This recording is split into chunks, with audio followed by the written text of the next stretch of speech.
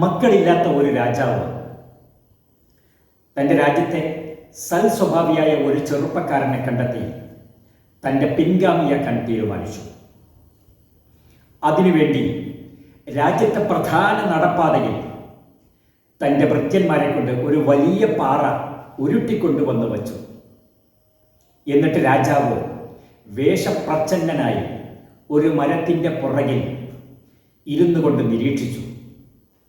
ധാരാളം ആളുകൾ അതുവഴി കടന്നുപോയി.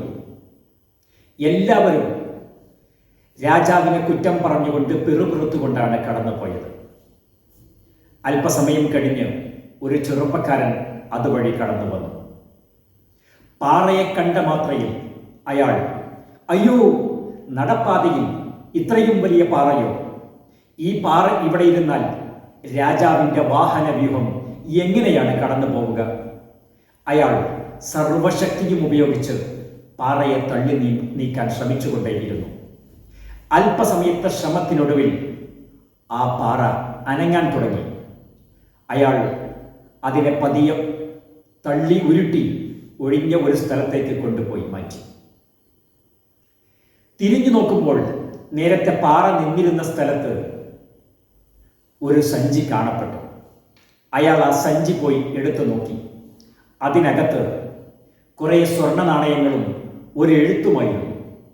ആ എഴുത്ത് അദ്ദേഹം എടുത്ത് വായിച്ചു. അതിപ്രകാരമായിരുന്നു: പ്രിയ സുഹൃത്തെ, ഞാൻ ഈ രാജ്യത്തിൻ്റെ രാജാവ്. താങ്കൾ ചെയ്ത നല്ല പ്രവൃത്തിക്കുള്ള പ്രതിഫലമാണ് ഈ സഞ്ചിയിലുള്ള സ്വർണ്ണ നാണയങ്ങൾ. അത് താങ്കൾക്കുള്ളതാണ്. താങ്കളെ ഞാൻ ഈ രാജ്യത്തെ എൻ്റെ പിൻഗാമിയായി തിരഞ്ഞെടുത്തിരിക്കുന്നു. അതുകൊണ്ട് എത്രയും വേഗം കൊട്ടാരത്തിലേക്ക് വരിക.